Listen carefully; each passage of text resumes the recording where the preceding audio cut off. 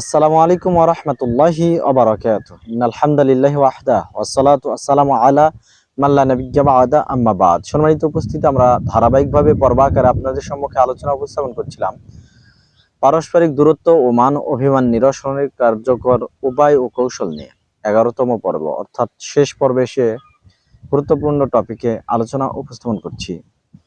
বিষয়টা হচ্ছে আসমানি ফয়সালায় আস্থা রাখুন এবং প্রতিপক্ষের পক্ষে অশ্রু ফেলে দোয়া করুন। সম্মানিত উপস্থিতি, দোয়া এমন একটা বিষয় যেটা অসম্ভবকে সম্ভব করে দেয়। আল্লাহু আকবার। সম্মানিত উপস্থিতি, কারোর সাথে আপনি ঝগড়ায় লিপ্ত হয়েছেন, তার সাথে আপনার খারাপ রিলেশন হলো, খারাপ সম্পর্ক হলো, এই সম্পর্কটা জোড়ানোর জন্য আল্লাহর ফয়সালা আপনি মেনে নিন আর আল্লাহ তাআলার নিকটে কায়মন বাক্যে ওই ব্যক্তির জন্য দোয়া মোনাজাত প্রার্থনা করুন।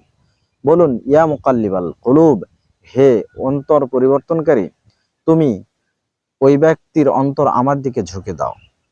দেখুন, আমি আপনি যখন কারোর সাথে ঝগড়া করে তার পক্ষেই আবার দোয়া মোনাজাত করব, অটোমেটিক তার সম্বন্ধে আমার অন্তরে মহাব্বত পয়দা হবে। সম্মানিত উপস্থিতির উল্টাটা যদি করি, তার বিপক্ষে কুৎসা রটনা করি, তার বিরুদ্ধে প্রপাগান্ডা করি সমাজে, তাহলে তার সাথে আমার দূরত্ব বৃদ্ধিই পাবে। সম্মানিত উপস্থিতি, আসুন এই বিষয়টা সামনে রাখি।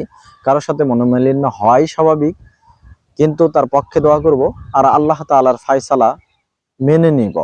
আল্লাহ তাআলা আমাদেরকে সে তৌফিক দান করুন। ইয়াকুব আলাইহিস সালামের মতো বলতে থাকবো।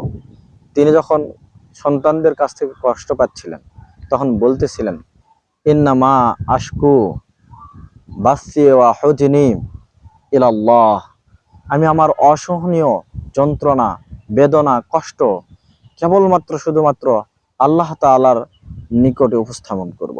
সম্মানিত উপস্থিতি, আসুন আমাদের কষ্ট ক্লেশ জানান দেই আল্লাহ তাআলাকে। তিনি আমার সকল প্রকার কষ্ট উপশমকারী। অতএব আল্লাহ তাআলার উপর আস্থা ভরসা রেখে জীবন পরিচালনা করি আর পরস্পর সম্পর্কটা অটুট রাখি, বজায় রাখি।